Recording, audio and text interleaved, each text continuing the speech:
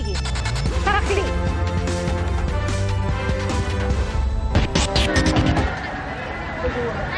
Tulong-tulong ang mga residente sa pag-iigib ng tubig sa Estero de Vitas para maapula ang sunog sa Barangay 93 sa Tondo, Maynila. 30 bahay apektado ng sunog na umabot sa ikatlong alarma. Wala namang nasaktan at inimbestigahan ang sanhi ng sunog. Nananatili naman sa Barangay Hall ang mga residenteng nawalan ng bahay. Umabot sa tinatayang 600,000 ang dumalo sa kilos protesta ng Iglesia ni Cristo sa Quirino Grandstand ngayong araw. Tinapos na ng INC ang kanilang pagtitipon ngayong gabi. Pero bago ito matapos, nagbitiw ng mabigat na akusasyon si Senadora Amy Marcos laban sa kapatid na si Pangulong Bongbong Marcos at kay First Lady Liza Araneta Marcos. Ang sagot naman ng Malacanang, wala itong basehan. Mula sa Quirino Grandstand, saksila si Sandra Ginaldo. Sandra?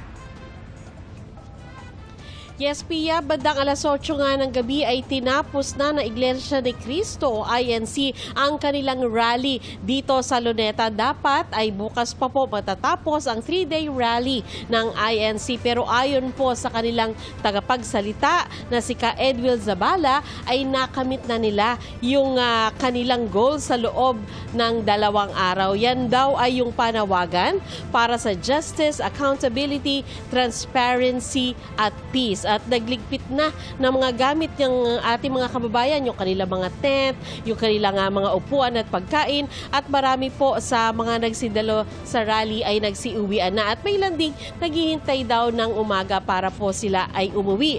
Ang iba naman po ay nagsabing bitin sila, lalo't may iba pa raw miyembro na ngayon lang naka-attend sa rally. At Pia, kanya-kanya nga rin linis ang ating mga kababayan dito at tumulong din sa kanila ang local government. At bago po matapos ang rally ay nagtalumpati sa stage ang kapatid ng Pangulo na si Senadora Amy Marcos. Sa ikalawang araw ng protesta kontra korupsyon ng Iglesia ni Cristo, nagsalita sa entablado si Senadora Amy Marcos. Hayagan niyang binatikos ang kapatid na si Pangulong Bongbong Marcos. Batid ko na nagdadrag siya. Nalaman ko at ng pamilya. Nalaman ng pamilya. Seryoso ito. Minsan, kami ng Presidential Guard at Metro Gompa ang naglilinis tuwing nagpa-party po sila. Namuhay kaming magkakapatid sa ibang bansa.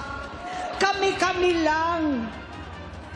Kinumbinsi ko pa si Bongbong. Pakasalan mo na si Liza. Naisip ko noon, kapag nag-asawa siya, malalagay na sa tahimik at magkakaroon ng direksyon. Ang laki ng pagkakamali ko. Mas lumala ang kanyang pagkalulong sa droga. Dahil parehas pala silang mag-asawa. Noong 2016, kasabay ng kampanya ni dating Pangulong Duterte laban sa droga, lumabas ang pangalan ni Bongbong sa listahan. Nakasama siya sa listahan ng mga celebrities. Masinsinan kong kinausap si Pangulong Rodi. Halos manikluhod ako. Sinabi kong ayon sa kapulisan, dapat usigin ang mga pusher at saka na lamang sagipin ang mga user. Naligtas si Bongbong. Si Palace Press Officer Undersecretary Claire Castro iginiit na walang basehan ang mga aligasyon ni Senador Amy. Alam naman natin na nagkaroon na ng drug test nung pang bago mangampanya ang ating Pangulo. Gusto ko pong ipakita sa inyo para po maalala niyo muli. Ito po, November 25, 2021, na may mga pagbintangang gumagamit di umano ng droga. Mismo, at that time hindi pa po Pangulo, si Pangulong Marcos Jr. Siya mismo ang nagboluntaryo para magpa-drug test. At sinasabi po sa drug test na to ay negatibo. Ano ang dahilan ng desperadong galawan ni Senator Amy Marcos laban sa sarili niyang kapatid at pati kay First Lady? Kundi makapanira lamang, walang basihan. So Senator Amy, sana naman maging makabayan ka. Tumulong ka po sa pagpapaimbestigang ginagawa ng sarili niyong kapatid. Tuligsain na lahat ang mga korap, huwag niyo pong kampihan, huwag niyong itago. Hayaan natin magtrabaho ang Pangulong Marcos Jr. para masawata lahat itong korupsyon. Bago ang programa, sinagot ng INC ang sinabi kahapon ng mga Duterte supporters na nagtipon sa Plaza Salamanca na hindi sila pinayagang makisali sa INC rally sa Luneta dahil sa mga banner nilang BBM resign. Ayon sa tagapagsalita ng INC na si Ka Edwil Zabala, welcome sumali sa kanila kahit hindi miyembro ng INC basta hindi lilihis sa panawagang transparency, accountability at justice. Wala kaming nakitang mga placard na BBM resign sa rally ng INC. Hindi tulad kahapon sa pagtitipon ng mga Duterte supporter. Hindi tayo sang-ayon sa revolusyon. Hindi tayo sang-ayon sa revolutionary government. Hindi tayo sang-ayon sa kudeta. Hindi tayo sang-ayon sa snap election. Ang ikalawang araw ng INC rally generally peaceful pa rin ayon sa NCRPO Chief na si Brigadier General Anthony Aberin. This can be attributed doon sa comprehensive security plan natin and at the same time yung real-time coordination po natin doon sa mga organizers po. Mainit sa maghapon kaya nagkaalta presyon ang ilang nakatatanda. May mga nakakalat namang first aid stations. Sumasakit dito sa batok ko at saka mainit ang katawan ko talaga kaya ako Nakabantay rin ang mga tauhan ng Manila Traffic and Parking Bureau. May mga nahuli silang mga sasakyang nag-double park kaya hinatak na ang mga ito para hindi makaabala. Pia, pasado alas 10 ay marami na po tayong mga kababayan na nagsiuwi na at patuloy pa rin po ang paglilinis dito sa kapaligiran ng Quirino Grandstand. Yan muna po ang pinakahuling ulat. Sandra Aguinaldo, ang inyong saksi. Tatlong tanggapan ng ehekutibo ang may bagong liderato kasunod ng anunsyo ng Malacanang na nagbitiw sina Executive Secretary Lucas Bersamin, Budget Secretary Amena Pangandaman at Presidential Legislative Liaison Office Undersecretary Adrian Bersamin. Ayon po sa Malacanang, kusang nagbitiw ang mga opisyal alang-alang sa delikadesa matapos silang mabanggit sa mga alegasyon ni dating Congressman Zaldico. Saksi si Ivan Mayrina. Nagbitiw sa pwesto ngayong araw ang tatlong matataas na opisyal ng Administrasyong Marcos. Sina Executive Secretary Lucas Bersamin, Budget Secretary Amena Pangandaman at Presidential Legislative Liaison Office Undersecretary Adrian Bersamin. Tinanggap na ni Pangulong Marcos ang kanilang pagbibitiw. Officials respectfully offered and tendered their resignations out of delicadeza after their departments were mentioned in allegations related to the flood control anomaly currently under investigation and in recognition of the responsibility to allow the administration to address the matter appropriately. Sa inilabas sa video ni dating Congressman Zaldico, sinabi niyang si Pangandaman ang nagsabi umano sa kanya na iniutos umano ng Pangulo na magsingit ng 100 billion pesos sa 2025 national budget. Kinumpirma umano ito kay Ko ni Yusek Bersamin, nakaanak ng nagbitiw na Executive Secretary. Nitong Biyernes, siginiti Pangandaman na hindi nakialam sa BICAM ang Pangulo at mahigpit nilang sinunod ang budget process. Wala pang pahayag ang mga nagbitiw na Secretary Bersamin at Yusek Bersamin. Kasunod ng pagbitiw ng mga opisyal, itinalaga bilang Executive Secretary si Finance Secretary Ralph Recto. Papalit naman kay Recto bilang Finance Secretary si Special Assistant to the President for Investment and Economic Affairs, Frederick Go.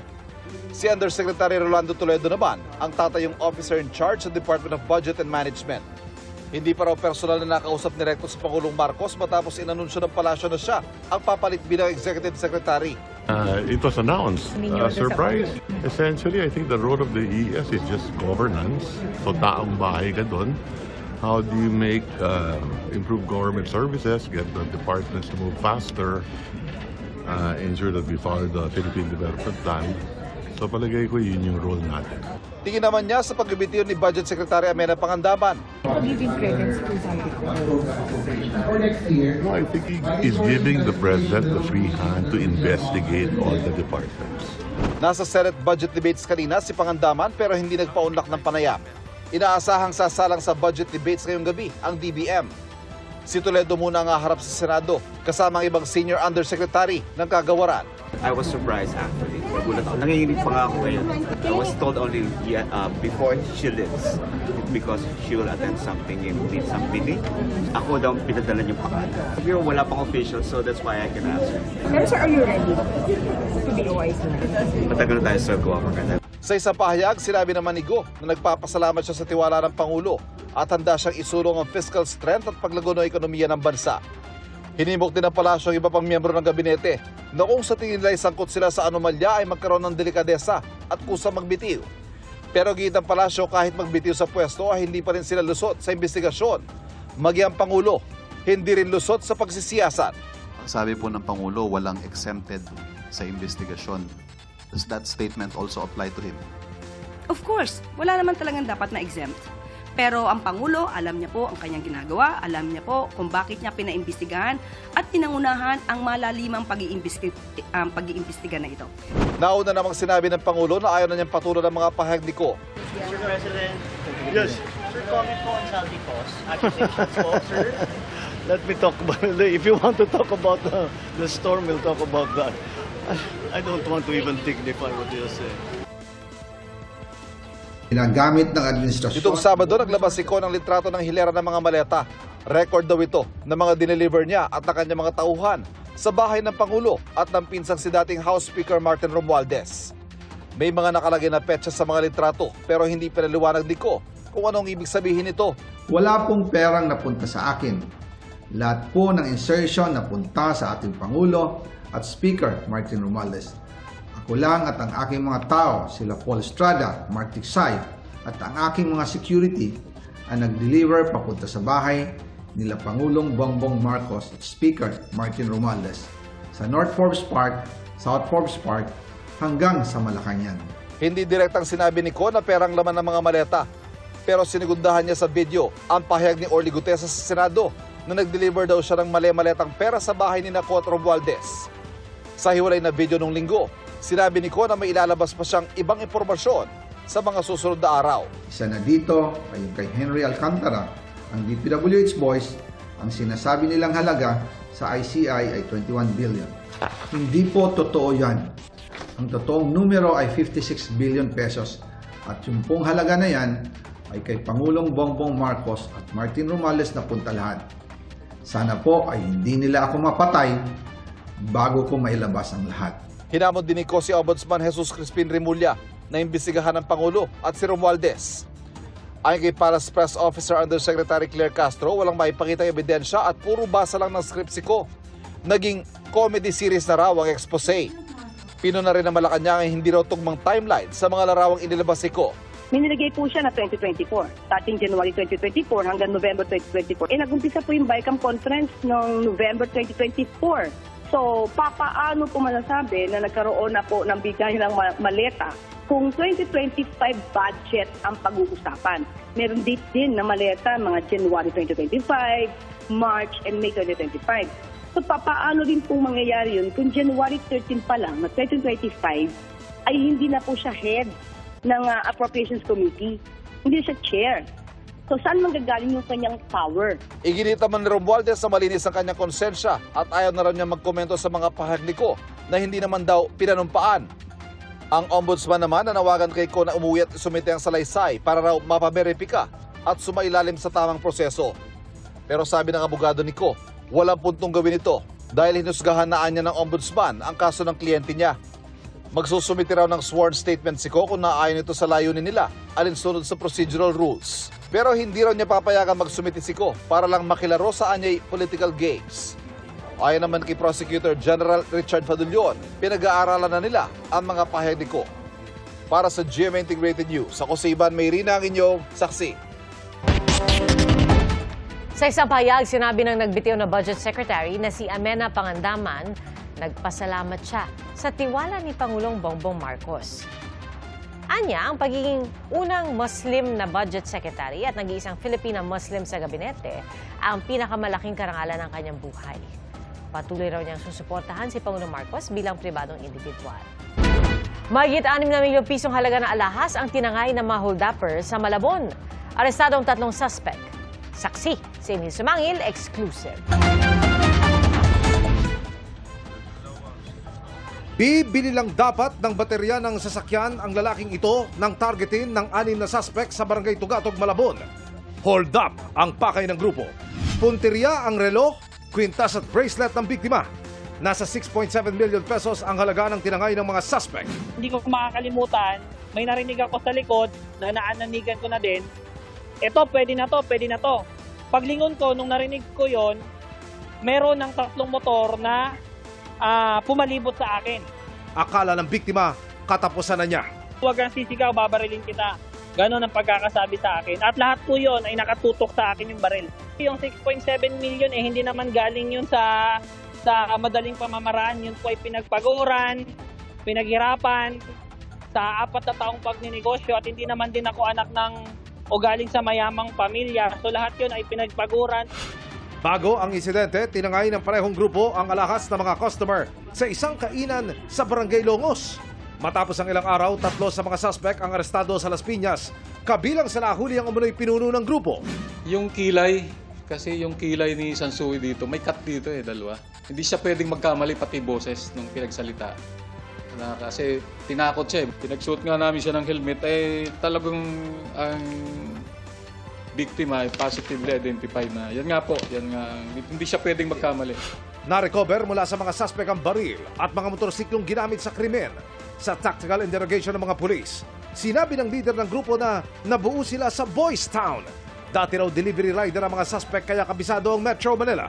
Ang style ay titingnan nila yung tao kung sa pananamit, sinisiguro nila na ang alahas ay totoo. Tumanggi ang mga nahuling suspect na magbigay ng pahayag.